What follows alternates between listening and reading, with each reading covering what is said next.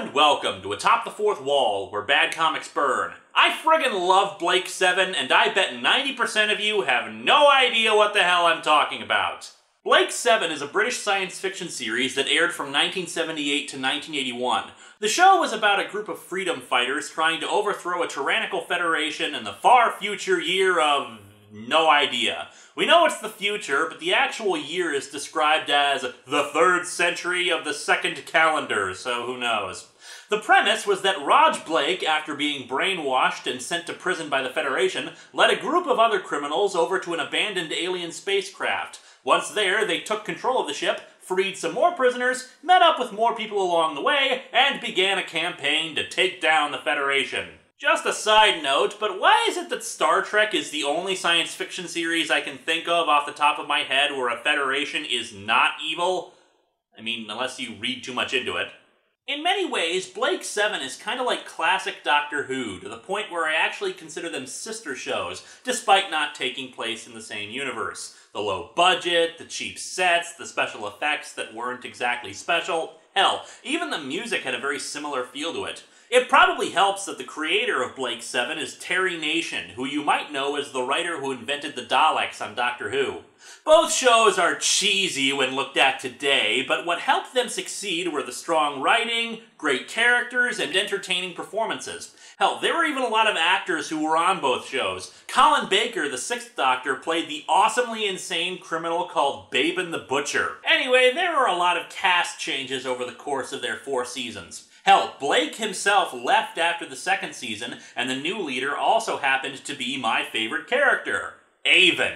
Avon is the epitome of the magnificent bastard. He's selfish, superior, and arrogant, but he has every damn reason to be. He is genuinely smarter than everyone else, scoffing at cliché and pointing out when everyone else is being idiotic. Hey, why don't we go check out that mysterious anomaly? I'm curious about it. Oh, you are curious. Well, I'm glad we have a worthwhile purpose. Hey, you know that Star Trek idea of the away team or a landing party? Why don't you go? You are expendable. And you're not? No, I'm not. I am not expendable, I'm not stupid, and I'm not going. Damn it, Avon, don't you ever get tired of being right? Just with the rest of you being wrong. The show is part The Dirty Dozen and part Robin Hood. It was originally going to end after the 3rd season, to the point where they actually destroyed the sets and everyone went their separate ways. However, the head of BBC Television watched the last episode as it was being broadcast and thought, hey, this show is awesome, we should really keep it around, and then phoned the studio to tell them to make an announcement during the credits that the show would come back for another season, despite no one knowing that there would be one. The show's ultimate finale is one of the most epic and shocking ever done, and I'm not even going to spoil it for any of you who haven't seen the show. I could go on for hours talking about this and all the elements of the show, but we're here to talk about comic books. There are no official Blake 7 comic books. However, there was a Blake 7 magazine put out by Marvel's UK division. And of course, it had a comic in it. Admittedly, it's only 8 pages long, but a comic is a comic. Is it any good?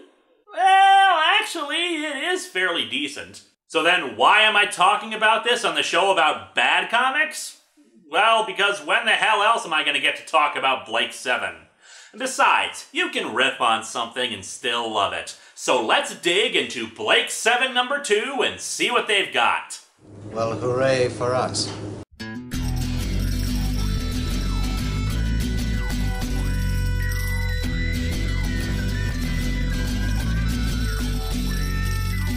Welcome to Atop the Fourth Wall, where bad comics burn. Linkara's gonna teach you all a lesson you won't learn. Brodsky, you're not the smartest. Life out, you're not an artist. Anyone who's had a bad comic published, it could be your turn.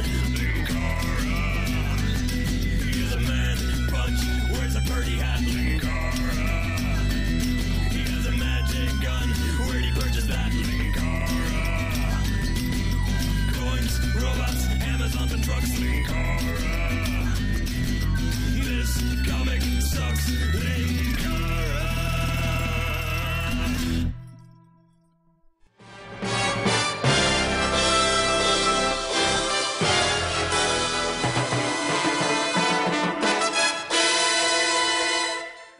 no point in looking at the cover, since it's a magazine and not meant to be sold on the merits of it as a comic, though the one funny thing for me is that it's based on the smash hit TV series.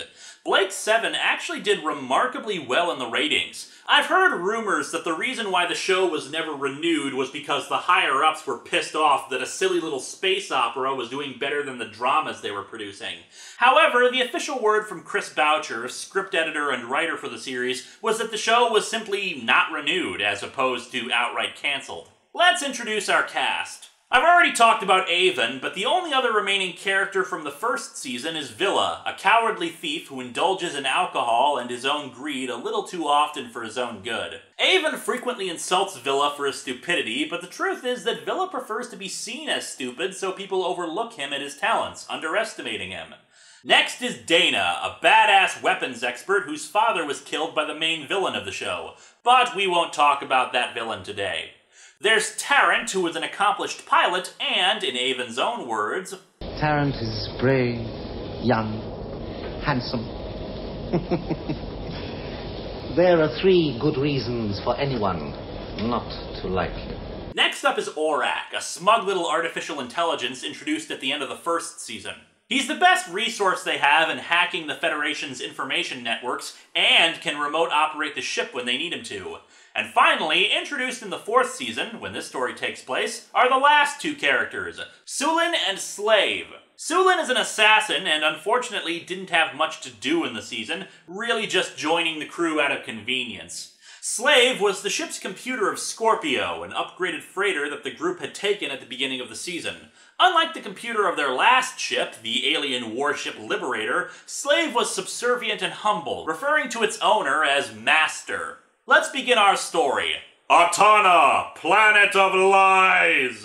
And suddenly I realize why the show tended to have one-word episode titles. We open with Scorpio damaged from a fight with Federation patrol ships. Craft skin damaged in Sector E12. Entire water supply has been lost. My God, the pool party is in danger of being cancelled! We have to do something! Tell us something about this place, Aurak. Planet Autona, capable of supporting humanoid life. Once designated a prison planet, but fell into disuse 20 Earth standard years ago. No known inhabitants registering on scans, Master. Wait, Master? Aurak doesn't call people Master. I mean, I know Peter Tuddenham did the voice for both computers, but come on, different characters here. With the ship landed, Avon gives out instructions. While Villa and Sulin look for water, we'll do what we can to patch the damage. Doesn't look as bad as I thought. A few Astro weld tapes should seal the leak. Yes, even in the far future, duct tape is the best way to patch anything. Even starship hulls. Some kind of land vehicle approaches the group. Avon instructs them not to use their weapons yet, and a woman exits the craft. Welcome to Autona, friends. My master, lord of this planet, bids you come with me to his dwelling. We have prepared refreshments and appetizers of the cheese stick variety. Villa, surprisingly suspicious for a change, thinks it could be a Federation trap, though the others are fine with it. Terrence says that some of them should stay with the ship, so he and Sulin stay behind while the others go with her. The transport heads into an underground facility, where they meet a man named Wogan and an identical woman to the first standing next to him. Naturally, they do not question this in the slightest. Wogan himself actually kind of looks like an older Vincent Price. Our records show this to be a deserted prison planet. Why is it you are here, and living in such splendor? Oh, I just settled here to keep out of the Federation's way, after the last war, you know. You're not from the Federation, are you? The Federation and us have had, a disagreement. We avoid contact with them whenever possible. And yet we still invite them to Thanksgiving and Christmas. 2 nights of uncomfortable silence, and they never even help with the dishes. Wogan offers them some peace and quiet since the Federation patrols don't go near the place anymore. He says that one of the women, Diana, will lead them to some rooms so they can stay for the night. In the darkened rest area. Are they sleeping in a bathroom with a bad light bulb in it? After noticing Villa eyeing up one of the women, Avon pulls him aside for a moment. We're guests here. Keep your eyes off her, and that's an order. There's something strange about this place, but I'm not certain what it is yet. You worry too much. We just happen to run into a single guy who runs a huge underground complex and has 2 identical women at his side, and he has lots of food and rest space on a former prison planet without anyone else on it. What's there to be worried about? However, Wogan is watching their conversation. Now, Rangers, observe the viewing globe. I was right. The one called Villa is the weak link. He will be the one we select. And by we, I mean I, and by select, I mean sponge bath. And of course, the woman goes to him with some booze and invites him to her room for a nightcap. Naturally, Villa accepts. Yeah, remember when I said he was smart? What I meant was he's smart at being a thief. He is every bit a moron at everything else. What is it you like about me? Is it my wit and charm, or just because I'm so handsome? The rest of you is not very impressive. They enter the room, and naturally, it's an evil lab of science. Neither, my friend. In fact, it's me who wants your body. Well, you're not really my type, but hey, I'll try anything once. A few hours later, that was a short rest, I guess, Avon and Dana meet Wogan in his living room, or whatever it is. Wogan asks Avon if it'd be possible for him to borrow Scorpio for a short mission. That's out of the question. Besides, why would you want it? You seem to have all you could ever want right here. Aw, come on, Pops! It's Friday night, and I want to take Heather to the movies! Wogan accepts this, though why he didn't just make up an excuse for at least a short hop, I'll never know. Villa returns with one of the women and is scolded by Avon for going around against his instructions. Afterwards, the group returns to Scorpio, which has finished its repairs and water resupply. Wogan bids them farewell, but as they're taking off, farewell for now, but you will be back sooner than you think. I have seen to that! I slashed their tires! Hey, oh, wait. Who was that funny-looking man who came to see you off, Avon? I mean, did you see that goofy poncho he was wearing? I'm glad we don't wear anything silly like that.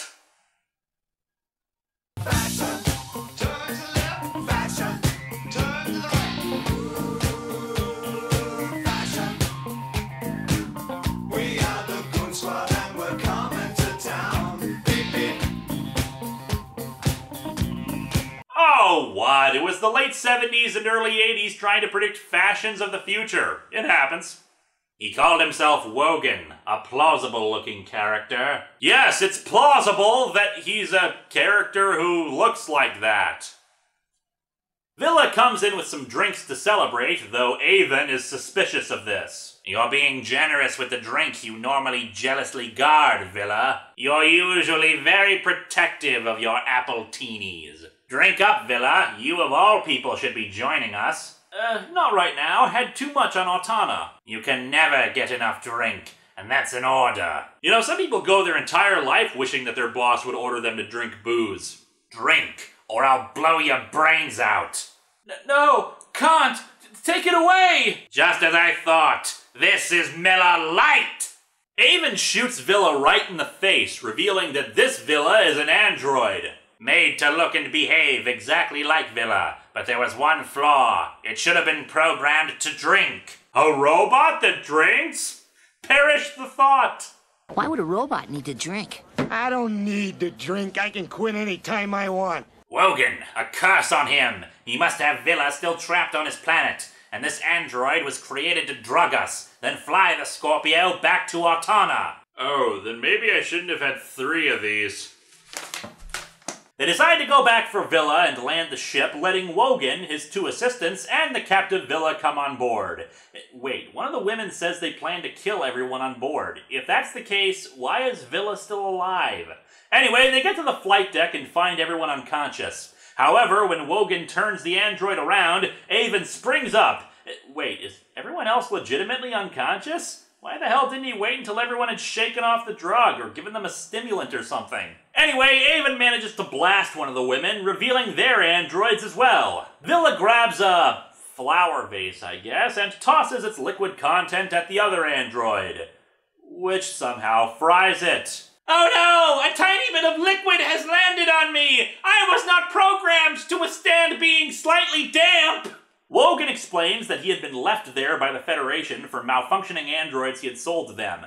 As such, he has since perfected them and wanted the ship so he could sell the new androids to them. So we can build absolutely perfect androids, minus their inherent weakness to all liquids being splashed on them, but he couldn't build a radio or something? And if he just wanted money and to get off the planet, why not offer his services to Avon and the others? Ah well, pretty minor plot holes in the grand scheme of things. Avon tosses his ass back onto the planet and Scorpio flies off into space. Like I said earlier, this is pretty decent.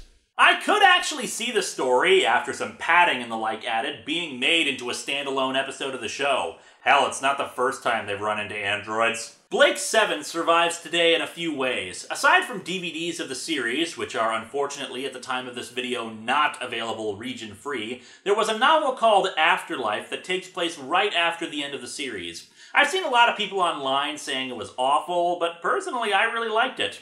My only complaint is that, like the series itself, it ended on a cliffhanger, meant to be resolved in another book that never got made. Aside from an audio play reboot of the show, audio dramas with some of the original cast have begun to be released by Big Finish, the same company that puts out the superbly awesome Doctor Who audio dramas.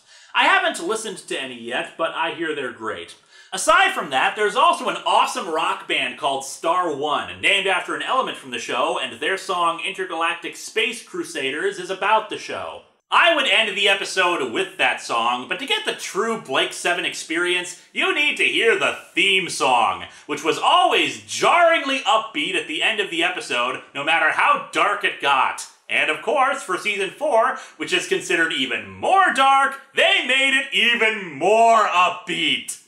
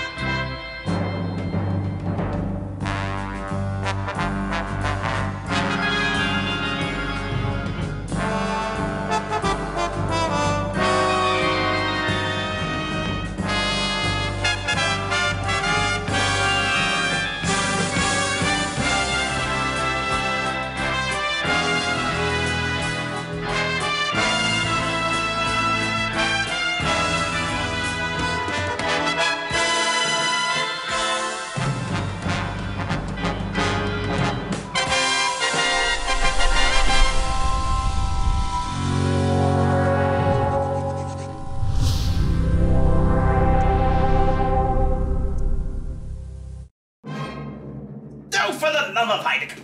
Sabrina's a cheating harlot! Yeah. Better not be Joe again. There. Who did you sell it to? I don't know what you're talking about! Anti-magic field generator kit. Who did you sell it to? I haven't sold one of those in months! Not since they discovered the defect against blitzballs! Damn it, then who disabled all my magic? Well, I don't know, I'm a scientist! Wait a minute. If your magic's not working, why are you threatening me with a magic gun? Because I can still beat you to death with it! Easy to me! If I find out that you were lying to me, you'll be eating those goggles. Yes, I understand!